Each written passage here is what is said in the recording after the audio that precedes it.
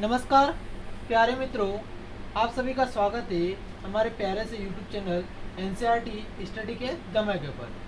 आज हम पढ़ने वाले हैं दर्पण के बारे में। अपनों ने इससे पार्ट 2 में अपनी पढ़ा था परावर्तन के बारे में, परावर्तन के प्रकार तथा परावर्तन की परिभाषा के बारे में अपनों ने पढ़ा था। इसको पढ़ने के लिए यदि आपने वीडियो नहीं देखा है तो इसके लिए आपको इसके डिस्क्रिप्शन में इसका लिंक मिल जाएगा। आज हम पढ़ने वाले हैं दर्पण। दर्पण होता क्या है? यानी कांच के किसी एक भाग पर उच्च कोटि की पॉलिश कर दी जाए तथा दूसरी सतह चिकनी हो तो वह परावर्तन का कार्य करती है। इसको दर्पण कहा जाता है। दर्पण दो प्रकार के होते हैं, एक है समतल दर्पण, दूसरा है गोलीय दर्पण। समतल दर्पण ऐसा दर्पण जिसका परावर्तक पृष्ठ समतल हो उसे हम बोलते हैं समतल दर्पण। ऐसा दर्पण जिसका परावर्तक पृष्ठ क्या हो, कर्व या गोलीय हो, उसे हम बोलेंगे गोलीय दर्पण।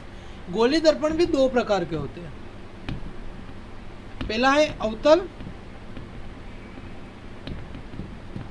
दूसरा है उत्तल दर्पण। एक है अवतल दर्पण, दूसरा है उत्तल दर्पण। एक कॉनकेव लेंस, एक है कॉन्वेक्स लेंस।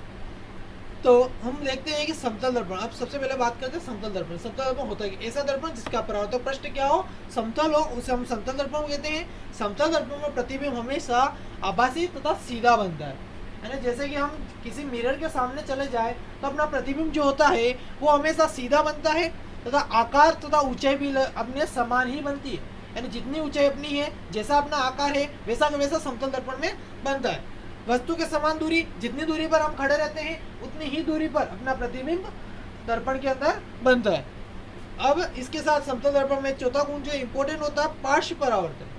पार्श्व परावर्तन वह है ऐसा परावर्तन जिसमें वस्तु का दायां प्रतिबिंब में बायां लगता है तथा वस्तु का बायां प्रतिबिंब में दायां लगता है। यदि मेरा ये राइट हैंड है, मैं यदि मिरर के अंदर देखता हूँ तो मुझे मेरा ये राइट हैंड लेफ्ट लगता है, और यदि मेरा ये लेफ्ट हैंड है, मैं इसको जैसे ही मिरर के अंदर देखता हूँ तो मुझे दायां लगता है।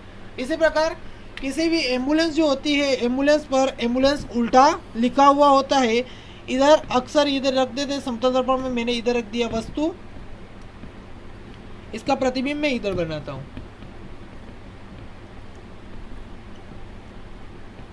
इधर तो ये वस्तु है, इसका प्रतिबिंब हम इधर बनाते हैं तो ये इस प्रकार से दिखता है, भी इस प्रकार से दिखेगा। तो एम्बुलेंस भी इसी प्रकार से लिखा जाता है, तो ताकि ड्राइवर की जो साइड मिरर जो होते हैं उसमें एम्बुलेंस के ऊपर उल्टा लिखा होता है, और ड्राइवर जैसे ही उसके मिरर में देखे तो उसको वो अक्सर जो है सीधे दिखते हैं। इसी प्रकार से वो एम्बुलेंस को वो साइड देके एम्बुलेंस को आगे निकाल सकता है। ये नोट्स आप लिख सकते हैं इसके शॉट लेके।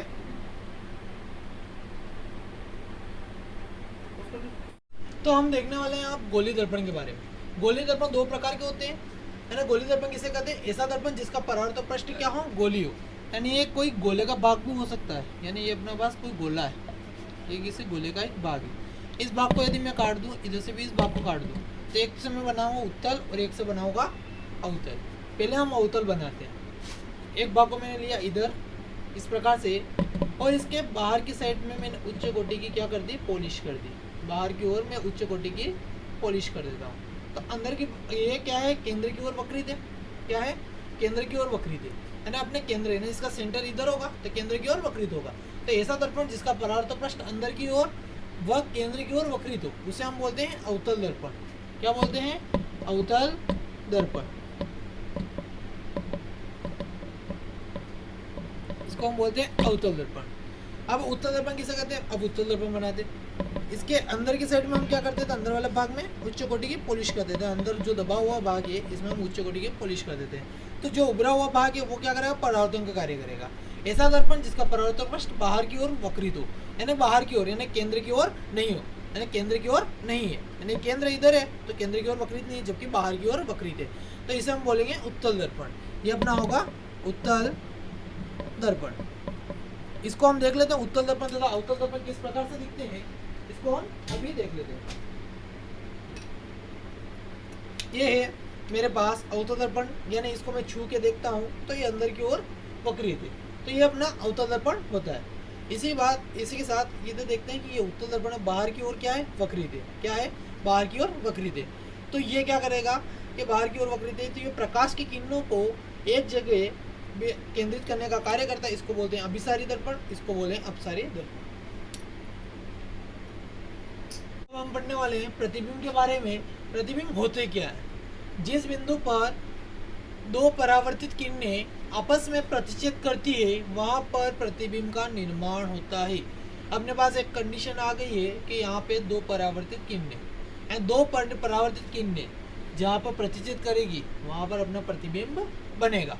यानी एक परावर्तित किरण नहीं है, यानी मेरे पास यदि मान लीजिए यहाँ पे एक दर्पण है, इस दर्पण पर कोई परावर्तित किरण आदि प्रकाश की किरण आपतित होती है, आपतित होने के वजह से यहाँ से परावर्तन होती है, एक और इधर आती है, इधर से आकर यहाँ से परावर्तन। तो यहाँ पे दोनों परावर्तन, यानी यहाँ से परावर्तन हुआ फिर यहाँ पे परावर्तन हुआ, दोनों परावर्तित किरणें है ना, ये वाली और ये वाली, तो इन दोनों ने यहाँ पे आके क्या किया, प्रतिच्छेद एक दूसरे को काटा, तो यहाँ पे अपना प्रतिबिंब का निर्माण होता है, यहाँ पे अपना प्रतिबिंब का निर्माण होता है। अब प्रतिबिंब की दो प्रकृतियां होती हैं, एक वास्तविक, दूसरी आभासी।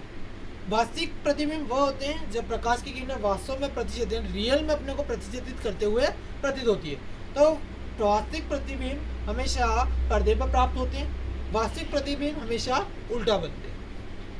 अब आभासी प्रतिबिंब, आभासी प्रतिबिंब जब प्रकाश की किरणें प्रतिच्छेदित करते हुए प्रतीत होती है, उसमें प्रतीत होती है, रियल में कहीं प्रतिच्छेदित करते हुए काटती नहीं है।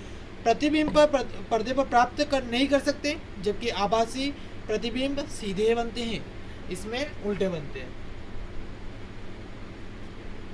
अब नेक्स्ट वीडियो के लिए आप सभी पार्ट 4 का वेट करें तथा इसमें हम पढ़ेंगे गोलीय दर्पण की चिन्ह परिपाटी तथा उसमें कुछ शब्द होते हैं, शब्दावली के बारे में पढ़ेंगे, गोलीय दर्पणों की शब्दावली के बारे में पढ़ेंगे।